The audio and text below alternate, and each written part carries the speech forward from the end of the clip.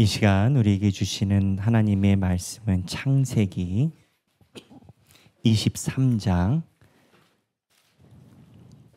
12에서부터 20절입니다.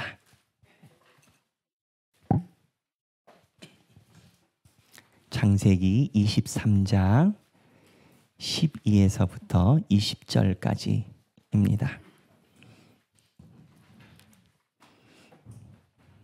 다 함께 한 목소리로 봉독하시겠습니다.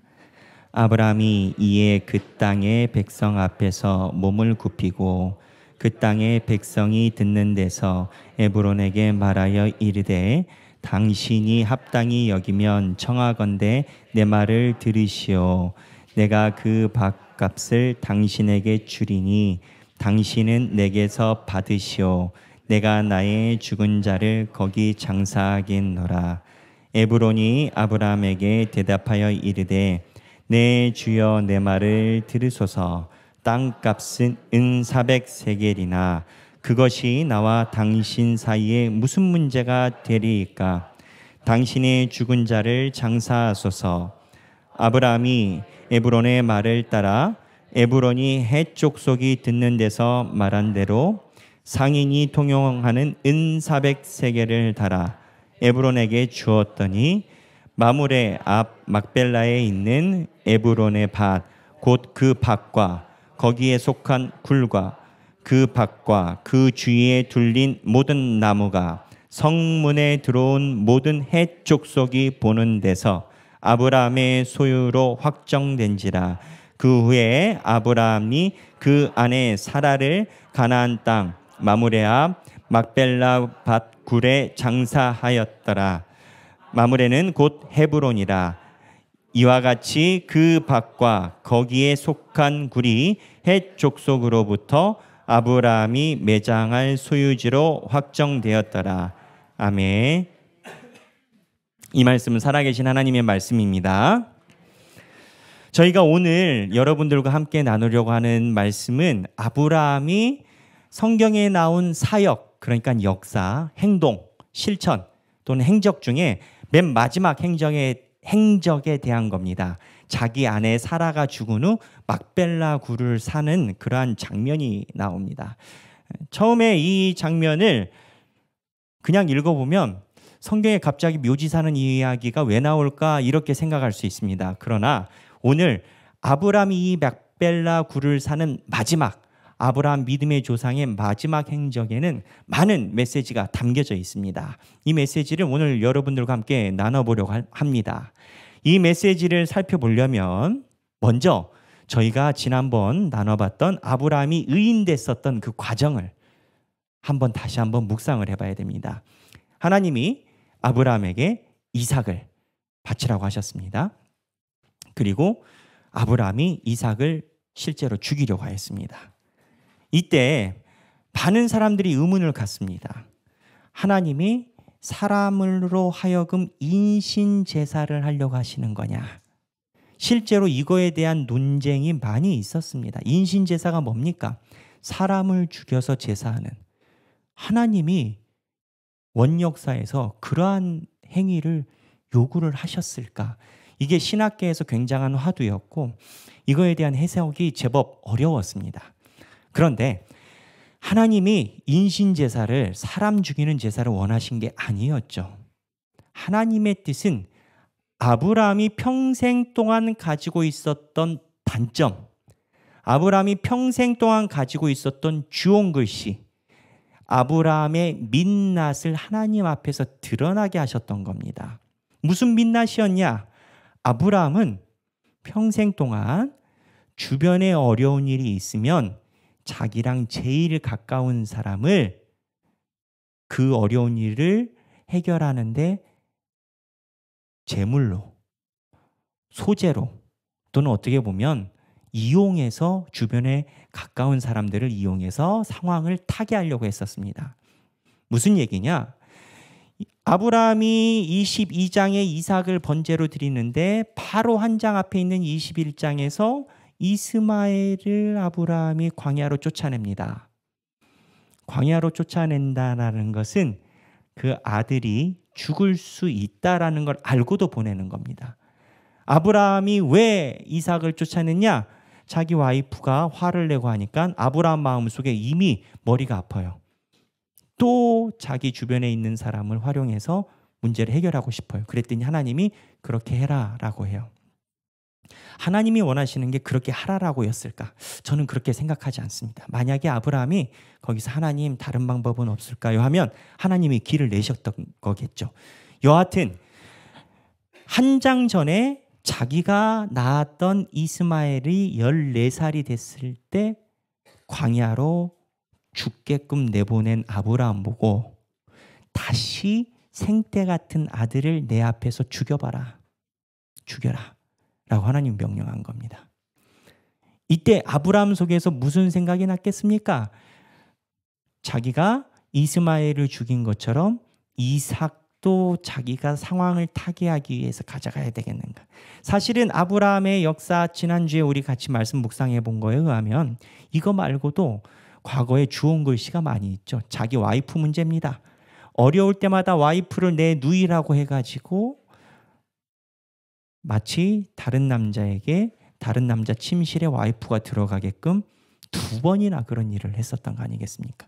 그러니 하나님이 아브라함을 이삭을 바치라고 했을 때 하나님이 의도하신 바는 아브라함이 평생 동안 갖고 있었던 아킬레스건이 드러나게 하시는 거였습니다. 근데 이 아킬레스건이 드러났을 때, 민낯이 드러났을 때 그래도 아브라함 안에 하나님을 향한 순종이 조금이라도 있었지 않겠습니까? 순종이 아예 없지는 않죠. 사람 마음이라는 게 복잡하니까. 하나님이 아브라함의 그 민낯이 드러날 때 그 민낯을 탓하신 게 아니라 아브라함 속에 적은 하나님을 향한 순종을 딱 들으셔서 네가 나를 순종하는구나 라고 아브라함의 과거의 민낯의 역사를 하나님이 덮어주시고 오히려 부족한 아브라함을 하나님의 의인으로 만들어주신 역사였다. 이게 지난주에 우리가 나눴던 말씀입니다. 이 말씀을 보면 우리가 알아야 되는 게 하나님 전에 가까이 가면 우리의 민낯이 드러납니다. 사람들이 주로 많이 하는 얘기가 있습니다. 교회 가까이 들어가면 상처받는다. 왜 상처받는지 아십니까? 내 민낯이 드러나니까. 내 성격이 드러나니까. 그런데 하나는 알고 둘은 모르는 겁니다. 내 민낯과 내 성품이 드러날 때 하나님의 산에 올라와서 그 민낯과 성품이 드러날 때 하나님이 그때 우리를 수술하려고 하신다라는 겁니다. 그거를 바꿔서 그 안에 부족한 나의 믿음을 하나님이 크게 하사 바꿔주시려고 하는 겁니다. 아브라함이 모리아 산에 올라가지 않았으면, 자기 아들을 번제하려고 올라가지 않았으면 어쩌면 아무도 기억하지 못할, 본인들은 기억하겠지만 그러한 주온 글씨가 하나님 앞에서 펼쳐지지 않았을 겁니다. 근데 하나님이 원한 건 아브라함이 아들을 죽여서 인신제사 하려고 한 게 아니라 하나님의 전에 불러와 가장 아브라함의 단점을 하나님이 바꾸셔서 하나님의 은혜로 네가 나를 순종하는구나. 사실 아브라함 입장에서는 민망할 수도 있습니다. 하나님을 향한 순종이 있긴 하지만 그렇게 자랑할 정도는 아닌데, 내가 그렇게 자랑받을 만큼은 아닌데 하나님이 네가 이제야 내 아들도 아끼지 않는구나. 내가 너를 사랑한다. 근데 우리가 그렇다라는 거 아니겠습니까? 우리가 세상에서 월요일부터 토요일까지 살면서 하나님께 칭찬받을 일보다는 어쩌면 하나님 생각조차도 없는 일이 더 많고, 어쩌면 하나님과 상관없는 일도 월요일부터 토요일까지, 그리고 주일조차도 사실은 예배 외에는 하나님과 상관없는 삶을 살아가는지도 모릅니다. 그리고 그게 세상 말로 참 편한 신앙생활이다라고 생각할 수도 있습니다. 하지만 하나님이 하나님 전에 나와서 그 1시간, 일주일이 몇 시간인지 잘 모르겠지만 그 많은 일주일의 시간 중에 예배드리는 그 1시간을 보시고 네가 내 사랑하는 딸이다. 내 사랑하는 아들이다. 하나님이 우리의 단점을 보지 않으시고 하나님을 섬기는 이거 하나 잡고 우리를 사랑해 주신다라는 겁니다. 그렇기 때문에 아브라함이 의인된 건 아브라함이 잘해서가 아니라 하나님의 한량없는 은혜였다라는 겁니다. 그런데 이거에 대해서 아브라함이 그러고 끝난 게 아니라 산에서 내려와서 변화가 일어나죠. 그 변화의 마지막 장면이 어디냐? 자기 아내 무덤 사는 거 아니었겠습니까? 왜?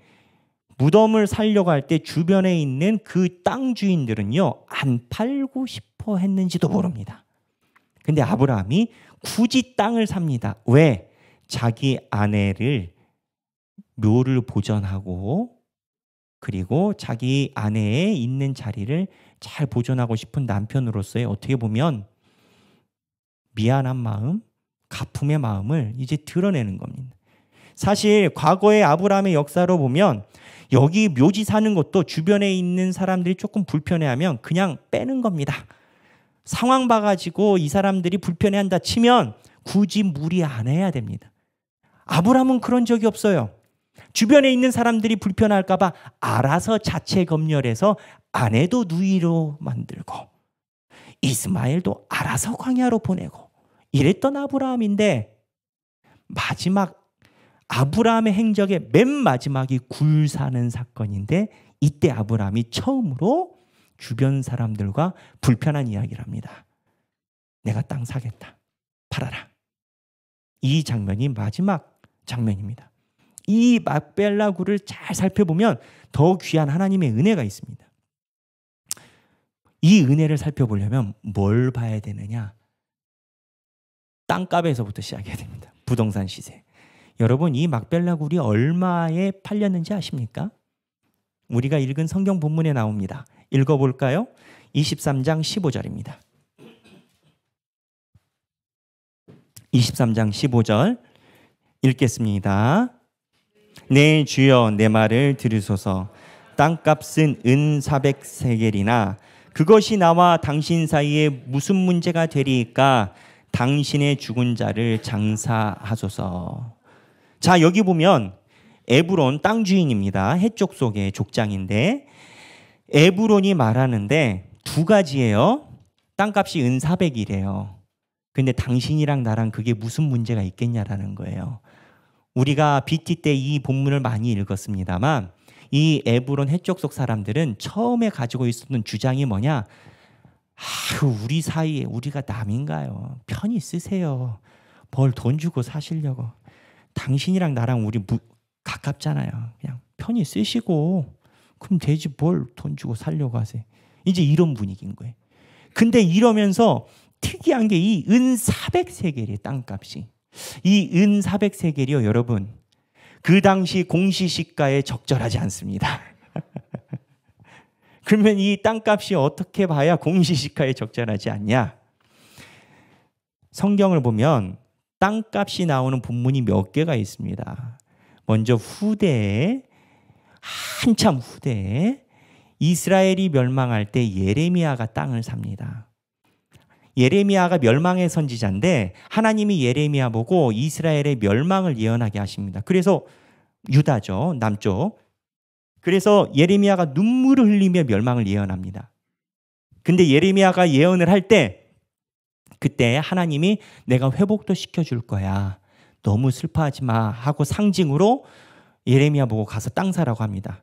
하지만 그 당시 이스라엘 사람들은 이미 나라가 명운이 기울고 곧 나라가 망할 것이다라는 생각이 있었기 때문에 세상 말로 따지면 부동산 시세가 땅 완전 바닥이었습니다. 아무도 땅을 안 사요. 여러분, 우리나라가 망한다 생각하면 땅 살 사람이 누가 있겠어요? 있는 땅도 팔지. 있는 땅도 팔아서 황금으로 바꾸지. 근데 하나님이 예레미야 보고 땅 사라고 했을 때 땅값이 얼마였냐? 예레미야서의 32장 9절에 보면 은 17세겔입니다. 땅값이 17세겔.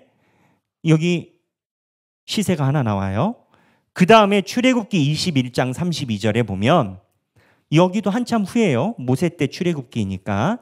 출애굽기 때 그때 21장 32절에 보면 노예의 가격, 그러니까는 한 노예, 인간 노예의 가격이 얼마로 나오냐? 은 30입니다. 출애굽기 21장 32절에 은 30으로 나옵니다. 예수님이 가룟 유다에게 얼마에 팔리셨죠? 은 30. 노예값에 팔린 겁니다. 은 30이 가지고 있는 의미가 그렇습니다. 그리고 조금 있다가 우리 BT가 막 가고 있는데 조금 후면 만나게 되는 요셉이 이제 팔립니다. 형들에 의해서 요셉이 팔릴 때 얼마에 팔리느냐? 은 20세겔에 팔립니다. 성인 노예가 30이니까 20이 적절한 가격이겠죠. 한마디로 성경에도 나름 공시시가가 있습니다. 그런데 오늘 이 에브론이 아브라함에게 말하는 땅값이 얼마입니까? 400세겔입니다. 이게 말이 참 애매한 겁니다. 에브론이 아브라함에게 아유 형님, 아유 우리가 남입니까? 아유, 형수님 별세하셨는데 마음대로 땅 쓰세요. 아브라함이 그래도 얼만데 했더니 아유 뭐 땅값을 신경 쓰세요. 은 400세겔이. 우리로 따지면은 한 100만 원짜리 되는 땅을 형님 마음대로 쓰세요. 그래 그러면 땅값이 얼마인데 10억만 주셔요. 이런 분위기인 거예요. 뭐 아브라함이 살려는 땅이 그 옛날 왕들의 릉처럼 막 큰 초야와 대지를 몽땅 사가지고 무덤을, 그럴 리는 없습니다. 이 무덤의 위치가 그럴 수 있는 땅도 아니고, 아마 이 당시에 은 400세겔이면 요건 제 주장입니다만 도시 하나를 사지 않을까 싶습니다. 근데 아브라함이 이 돈을 아끼지 않고 냅니다. 마지막에 왜 그랬을까? 자기 아내와 이 불편한 관계, 사실은 이 굉장히 애둘러서 우애하면서 에브론의 땅 주인이 땅 파는 걸 거절한 겁니다. 거절한 건데 아브라함이 아는데도 조금 더 우애하면서 그래 내가 400세겔 주고 산다, 이렇게 된 겁니다. 아브라함이 모리아산에서 자기 아들을, 그동안 자기의 가까운 사람들을 이용했었던 것이 아니라 자기가 앞장서서 희생하는 모습을 보이고 있다는 겁니다. 그런데 제가 여기서 여러분들과 하고 싶은 것은 여기부터입니다. 아브라함에게 은 400세겔이라는 큰 돈은 어디서 나왔을까요?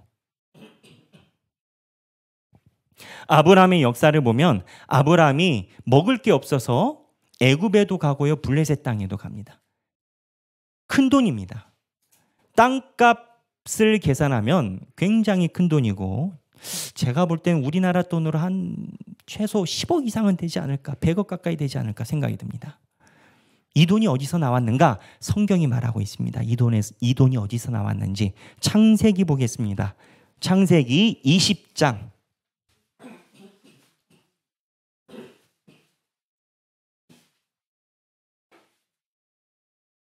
14절부터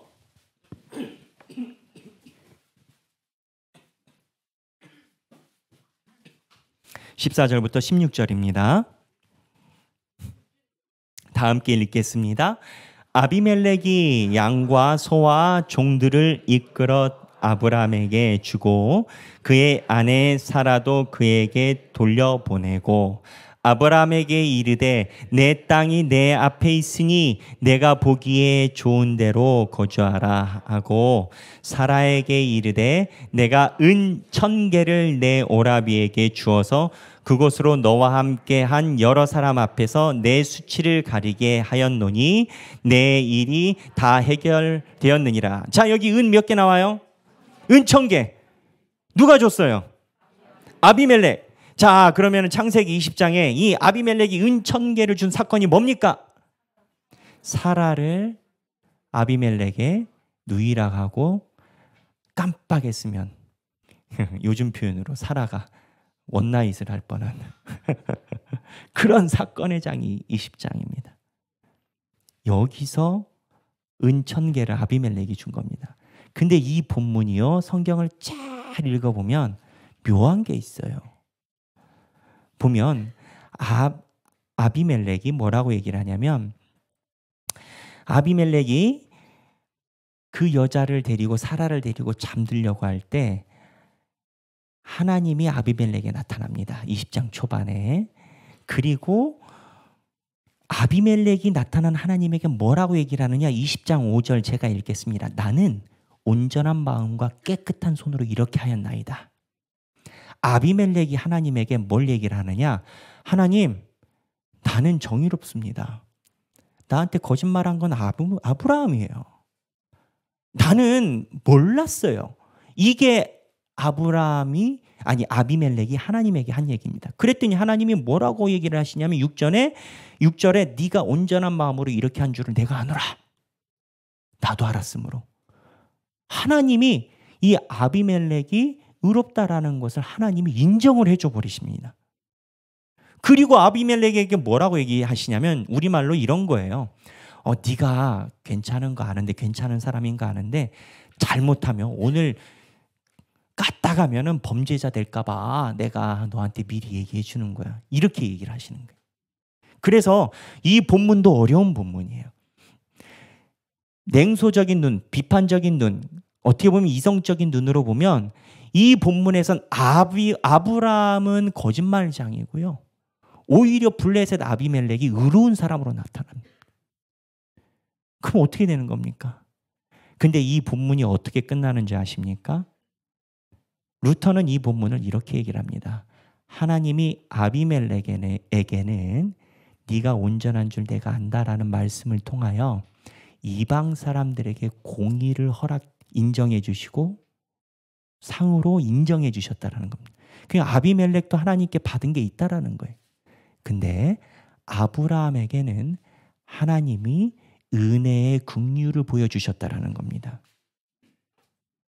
이 공의로 아브라함을 보면 아브라함은 점수가 많이 깎이지만 루터가 이야기할 때 이 본문이 이야기하는 것은 하나님이 하나님의 자녀가 아닌 사람들에게는 의롭다 하심을 상으로 주시지만 하나님의 자녀에게는 잘못한 것을 따지시는 게 아니라 오히려 그걸 덮으시고 더 은혜를 주사 내가 너를 이만큼 사랑해를 보여주시는 은혜를 보여줘 버리셨다라는 겁니다. 그러니까 아브라함이 잘해서 은천계를 받은 게 아니에요. 그리고 어쩌면 사라가 자기의 위기에서 은천계를 받은 거예요. 근데 이 돈이 적은 돈이냐? 땅값이 400세겔, 은 400이라니까요. 노예 하나가 30이고요. 예수님도 30이라니까요.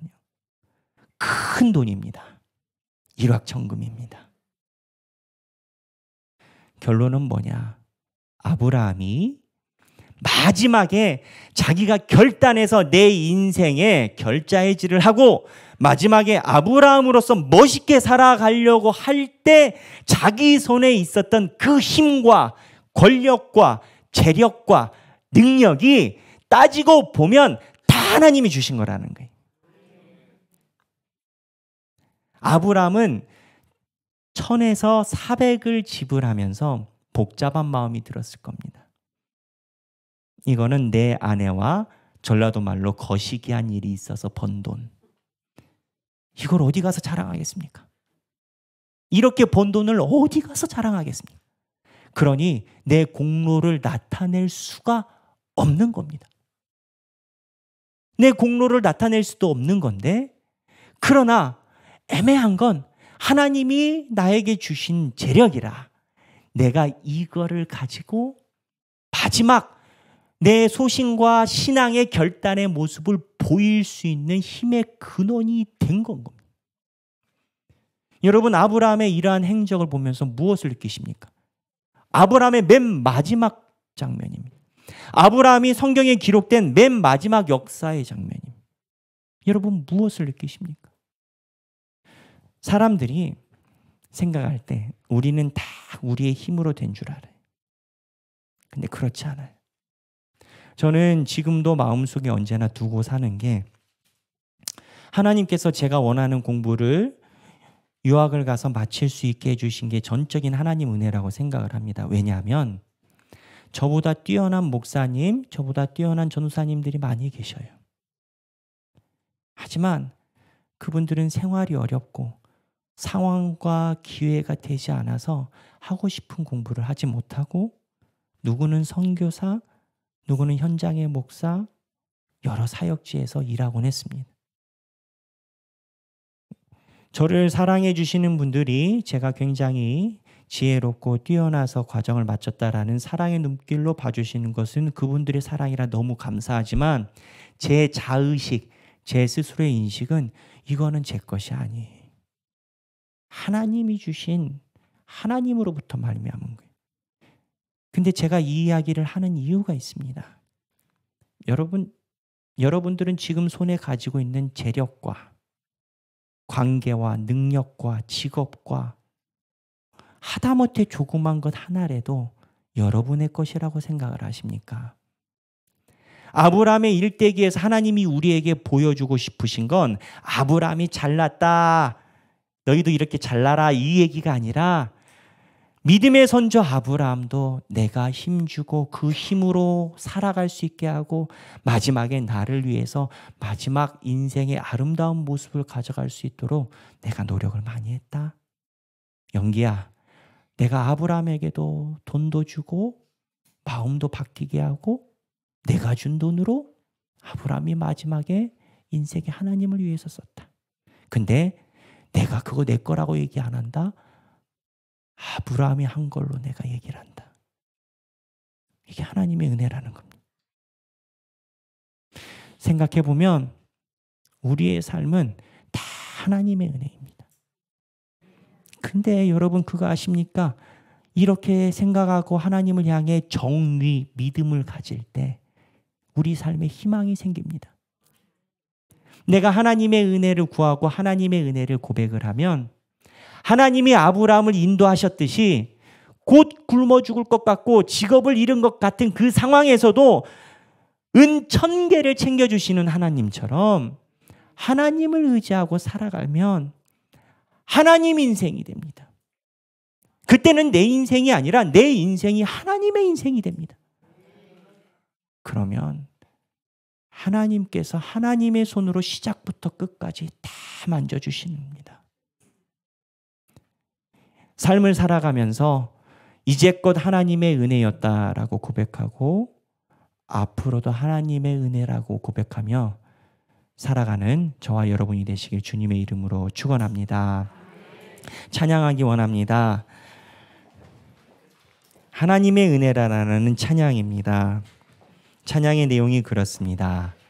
나를 지으시니 하나님, 나를 부르시니가 하나님,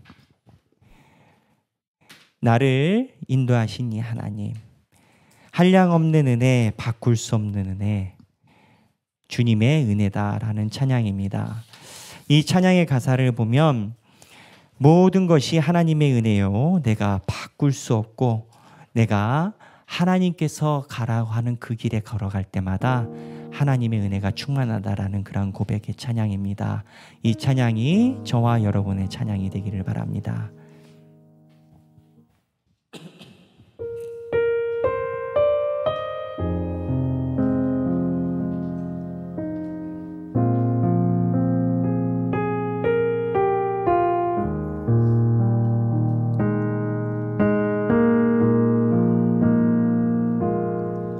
나를 지으신 이가 하나님,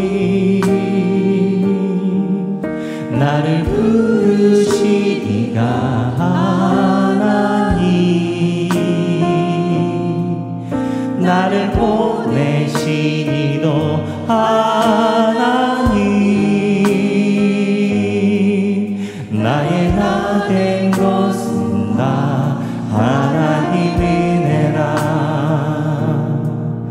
나의 달려갈 길 다가도록 나의 마지막 호흡 다하도록 나로 그 십자가 은폐하시니 나의 나 된 것은 다 하나님의 은혜라.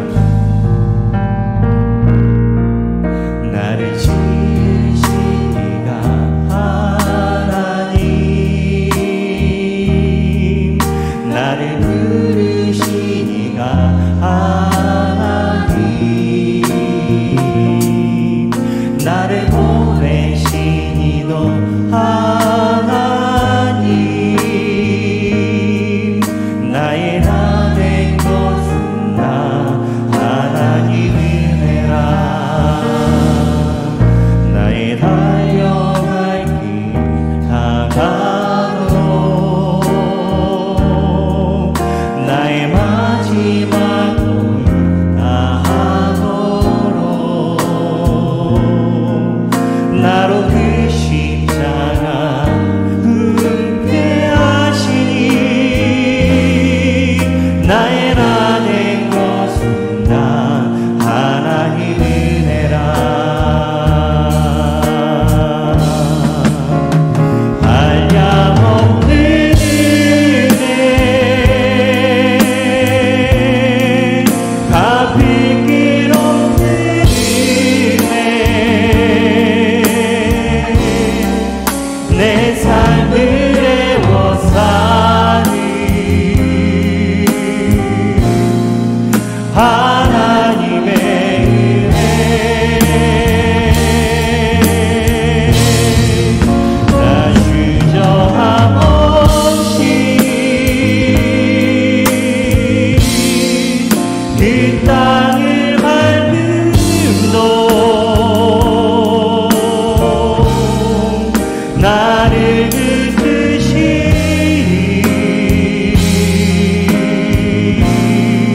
하나님의 은혜 한량없는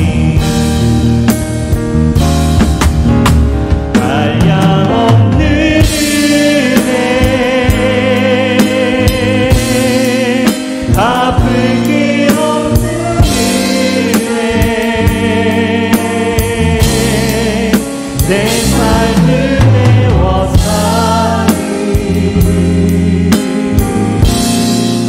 하나님의 은혜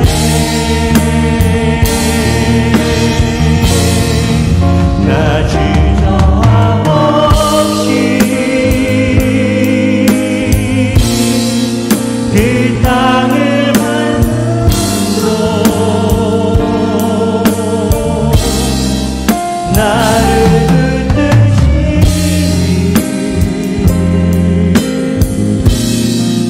하나님의 우리 이 시간에 기도하기를 원합니다. 하나님께서 주시는 마음을 따라 기도하기를 원합니다. 하나님 나의 삶을 이끌어 주시옵소서. 하나님 내가 하나님의 은혜를 의지하며 살아가게 하여 주시옵소서. 다 함께 기도하시겠습니다.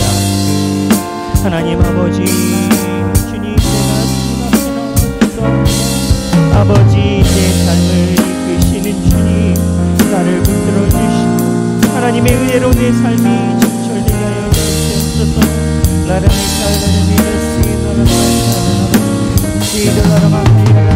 주님 역사하여 주사 하나님의 은혜 속에 우리가 살아가게 하여 주시옵소서.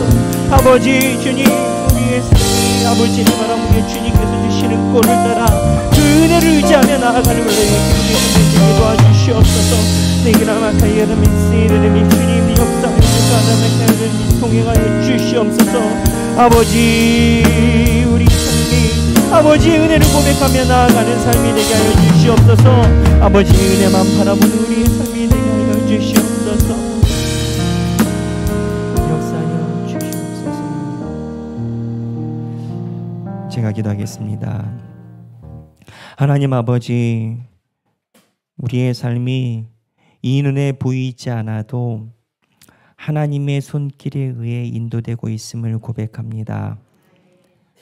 하나님께서 우리를 인도하여 주시니 우리가 그 안에서 하나님을 더욱더 믿고 하나님을 향해 살아가고 하나님께서 주시는 꼴을 따라 먹으며 살아가게 하여 주옵소서.